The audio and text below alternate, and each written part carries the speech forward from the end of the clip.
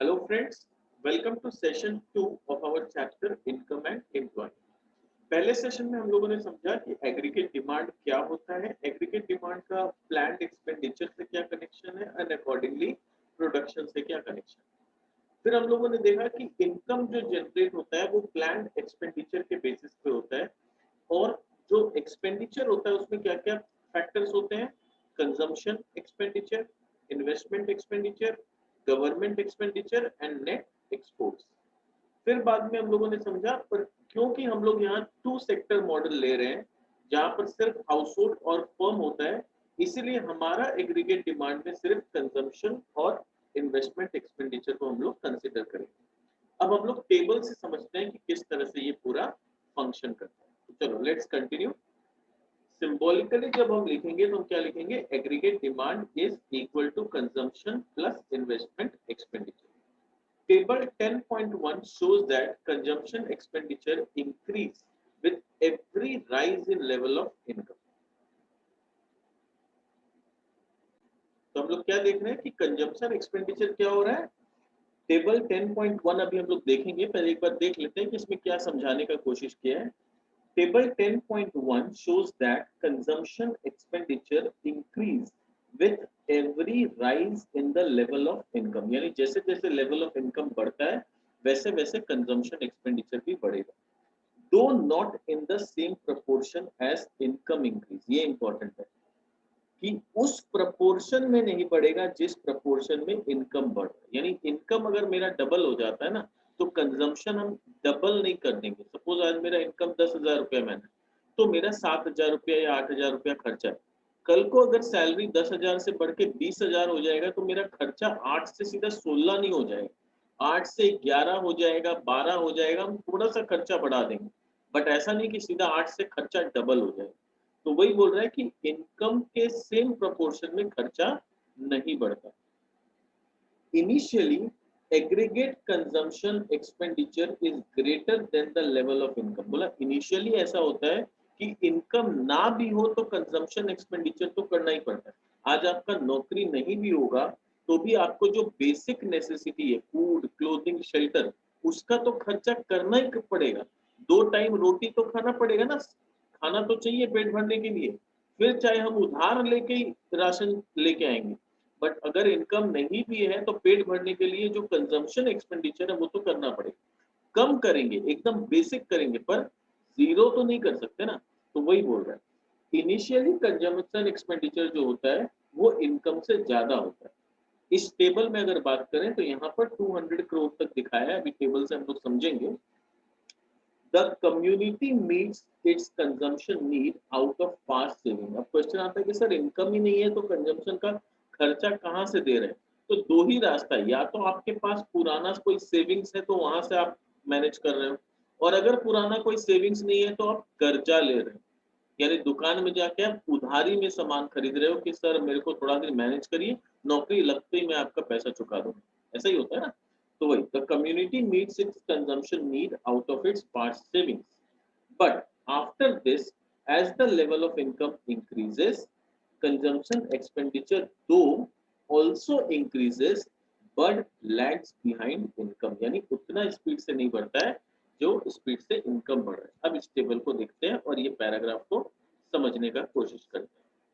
तो यहाँ क्या दिखा रहा है कि मेरा पहले लेवल ऑफ इनकम, मेरा बोल लो, मैं जब मेरा बोल रहा हूँ यानी I am talking about the entire economy, Indian economy का बात कर रहा हूँ। ठीक है, मेरा मतलब यहाँ पर इंडियन इकोनॉमी है। ये मैं सोचता मैं पर्सनल बात कर रहा हूँ क्योंकि हम लोग मैक्रो इकोनॉमिक पढ़ाई कर रहे हैं तो हम लोग पूरा इकोनॉमी को कंसिडर करेंगे।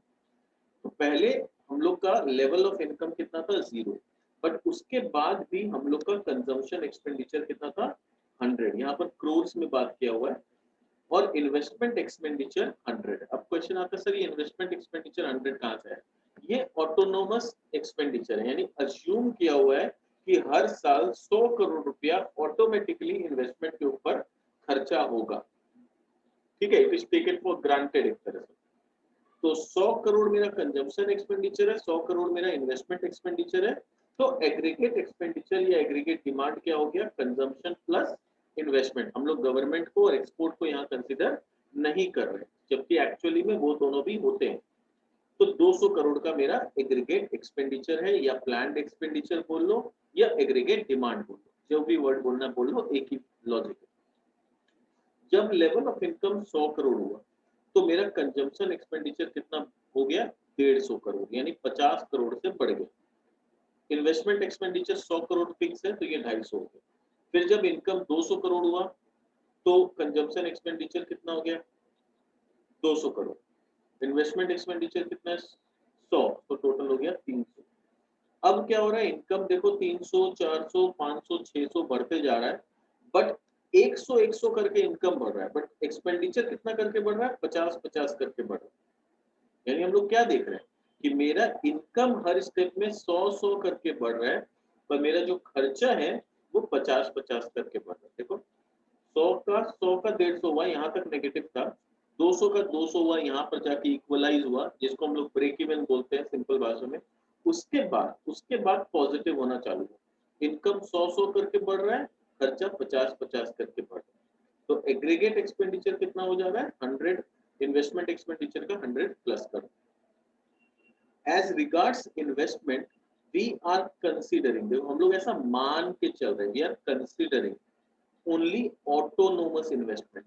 ऑटोनोमस इन्वेस्टमेंट क्या होता है, जो कहीं ना कहीं फिक्स्ड है। जैसे हर गवर्नमेंट का 5 ईयर प्लान होता है ना, तो मान लो यहाँ पर 5 ईयर प्लान सरकार ने बनाया था, उसमें फिक्स्ड है कि हर साल हम 100 करोड़ इंफ्रास्ट्रक्चर पे खर्चा करेंगे, रोड्स बनाने में, ब्रिजेस बनाने में, रेलवे ट्रैक्स बनाने में 100 करोड़ रुपया हर साल खर्चा हो। तो ये पहले से फिक्स कर दिया, 5 ईयर प्लान में ऑलरेडी डाल दिया है। तो वही एक तरह से autonomous investment. It is assumed that investment is independent of income. तो ये अज्यूम किया गया, ऐसा होता नहीं है जनरली, बट यहाँ पर ऐसा हम लोग अज्यूम करके चल रहे हैं कि इन्वेस्टमेंट का इनकम से कोई लेना देना नहीं है, इनकम हो या ना हो, हर साल 100 करोड़ रुपया इन्वेस्टमेंट एक्सपेंडिचर होगा। So investment curve is a straight line parallel to X axis. इसीलिए क्या है, हम लोग का जो इन्वेस्टमेंट का जो कर्व बनेगा, अभी हम लोग ग्राफ भी देखेंगे कैसे बनता है, अभी खाली समझने के लिए कि जो इन्वेस्टमेंट कर्व है it is straight line parallel to X axis, ऐसा कुछ straight line parallel to X axis, कि कुछ भी हो जाए, मेरा इनकम कितना भी बढ़ जाए, मेरा खर्चा 100 करोड़ ही है। ठीक है, so x axis indicating that investment remains constant at all the levels of income during the short period. Any change in the level of income has no influence in it.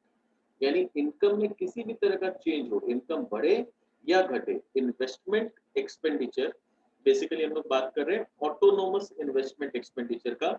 Autonomous देखो word से ही समझ में आ रहा है, थोड़ा automatic जैसा लग रहा है ना, ऑटोनोमस ऑटोमेटिक, तो एक तरह से दिमाग में ये फिक्स कर लो कि ये ऑटोमेटिकली हर साल 100 करोड़ खर्चा होना है, इनकम बढ़े इनकम घटे नहीं हो कुछ भी हो, 100 करोड़ रुपया फिक्स किया हो।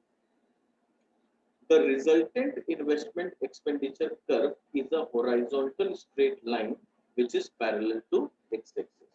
बोला देखना है तो फिगर 10.1 को देखो, हम लोग देखेंगे, पहले इसका लॉजिक पूरा कंसेप्ट क्लियर कर ले, फिर हम लोग डायग्राम में जाएंगे, वरना कंफ्यूजन होगा।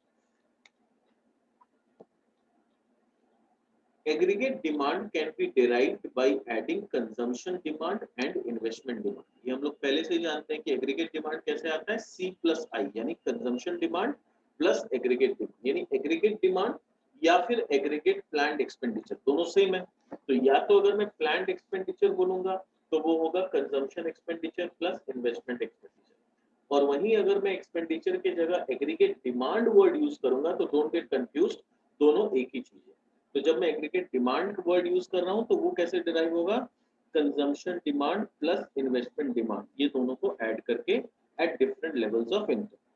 If we represent aggregate demand schedule graphically, अगर हम एग्रीगेट डिमांड शेड्यूल को ग्राफिकली रिप्रेजेंट करने जाएं, then we will obtain the aggregate demand curve. तो हम लोग को एग्रीगेट डिमांड कर्व मिल जाएगा, यानी जो हम लोग टेबल बनाए थे ना एग्रीगेट डिमांड शेड्यूल, जहाँ पर 100 100 200 था, फिर 150 100 250 हुआ, वो जो टेबल, ये वाला टेबल, ये जो टेबल है ये एग्रीगेट डिमांड शेड्यूल है। तो वही बोल रहा है, अगर हम एग्रीगेट डिमांड शेड्यूल को ग्राफ में प्लॉट करने जाएं तो हम लोग को एग्रीगेट डिमांड कर्व मिल जाएगी। फिगर 10.1, अब डायग्राम देखते हैं क्या बोल रहा है, ये डायग्राम देखो, तो यहाँ पर 100, 200, 300, 400, 500, 600 ये वही शेड्यूल को प्लॉट किए हैं। तो यहाँ पर हम लोग का इनकम बढ़ते जा रहा है, पर हम लोग का इन्वेस्टमेंट एक्सपेंडिचर 100 है फिक्स। तो हम लोग का जो कंजम्पशन एक्सपेंडिचर है वो क्या था, पहले हम 100 से स्टार्ट हुआ था, जब इनकम 0 भी था तो भी हम लोग का 100 करोड़ का खर्चा था, फिर खर्चा 150 करोड़ का हुआ, फिर 200, फिर 250, 300, 350, 400। तो ऐसे करते करते हम लोग का जब कमाई था 6 करोड़, 600 करोड़, तो कंजम्पशन एक्सपेंडिचर था 400 करोड़।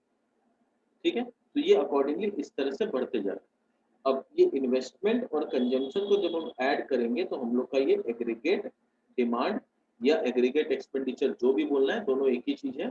तो एग्रीगेट डिमांड का कर्व हम लोग का ऐसे स्ट्रेट लाइन पर आता है। ये दोनों कर्व में गैप में डिफरेंस कितना का है, जो मेरा ऑटोनोमस इन्वेस्टमेंट एक्सपेंडिचर है उतना का गैप ये लोग मेंटेन करके चलेंगे।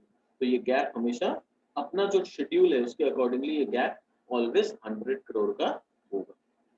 तो in figure 10.1 AD curve reflects the aggregate demand curve which is also known as aggregate expenditure curve। तो दोनों एक ही चीज है, कंफ्यूज नहीं होना। The figure shows the summation of consumption expenditure and investment expenditure at different levels of income.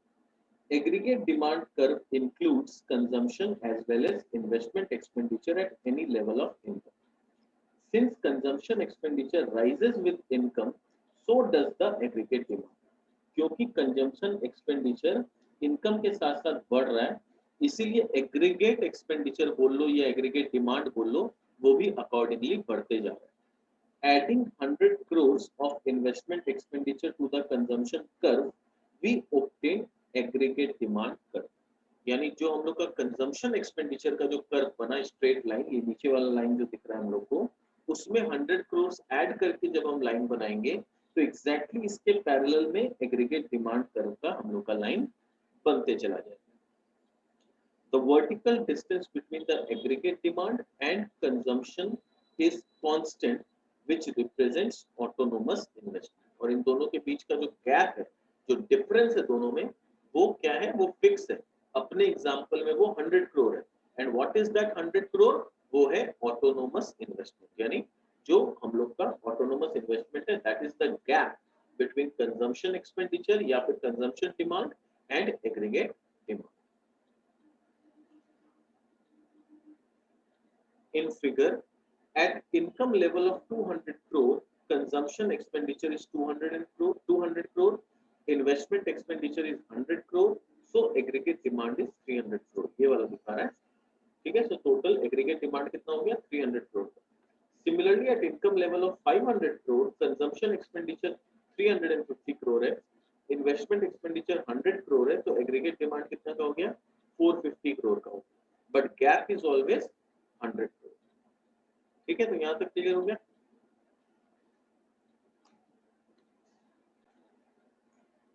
तो यहाँ देखो कुछ नोटवर्दी पॉइंट्स क्या क्या है। नोटवर्दी पॉइंट्स है, there are 3 noteworthy points regarding the behaviour of aggregate demand. यानी एग्रीगेट डिमांड जैसे बिहेव करता है उसमें 3 इंपॉर्टेंट पॉइंट्स है जो हम लोग को दिमाग में रखना है।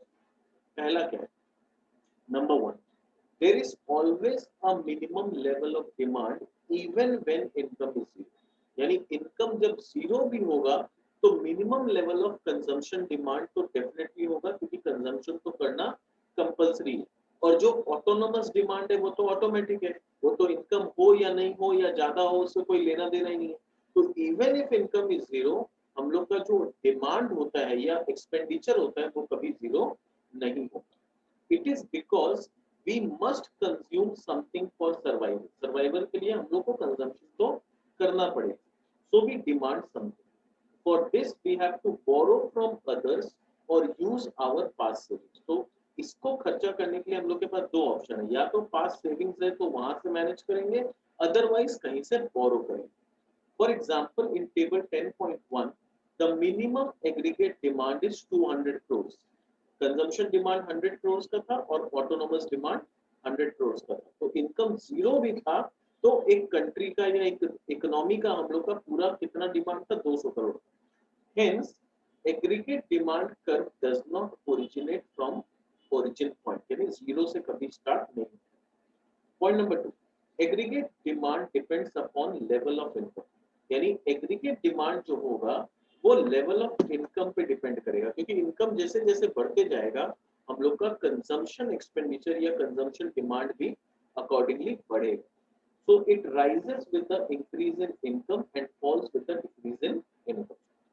Number 3, aggregate demand curve starts from the point above the origin point. As at zero level of national income, aggregate demand is autonomous consumption plus autonomous investment. यहाँ पर कंजम्पशन एक्सपेंडिचर को ऑटोनोमस क्यों वर्ड यूज किया? क्योंकि उतना minimum consumption तो हम लोग करेंगे ही करेंगे चाहे इनकम जीरो क्यों ना, इसीलिए उसको ऑटोनोमस बोला है. और इन्वेस्टमेंट एक्सपेंडिचर तो हम मान के ही चल रहे थे कि वो 100 करोड़ फिक्स किया हुआ है, तो वो भी हम लोग का ऑटोनोमस इन्वेस्टमेंट. तो यानी इनकम जब जीरो भी है तो हम लोग का एग्रीगेट डिमांड कितना आ रहा है? 200 crore. Point number 4, when income increases, aggregate demand और aggregate expenditure also increases. जैसे जैसे इनकम बढ़ते जाता है हम लोग का एग्रीगेट डिमांड या फिर यूं कहें एग्रीगेट एक्सपेंडिचर वो भी बढ़ते चला जाता है, but not in the same proportion. But increase in aggregate demand is less than the increase in income. It is because of the reason that people save a part of their income. अब question आता है sir aggregate demand equal to aggregate income क्यों नहीं होता है? Because people 100% खर्चा नहीं करना चाहते हैं, वो कुछ पैसा सेव भी करना चाहते हैं. तो वो सेविंग्स के वजह से क्या होता है, aggregate demand is always less than the aggregate income. After certain level of income people start saving a part of their. ठीक है, तो ये था पूरा टॉपिक ऑन एग्रीगेट डिमांड. ठीक है, आई होप ये एकदम क्लियर हो गया. नेक्स्ट सेशन में जब हम लोग आएंगे तो हम लोग कंटिन्यू करेंगे with the topic aggregate supply. ठीक है, तो मिलते हैं हमारे नेक्स्ट सेशन में. तब तक के लिए बाय बाय.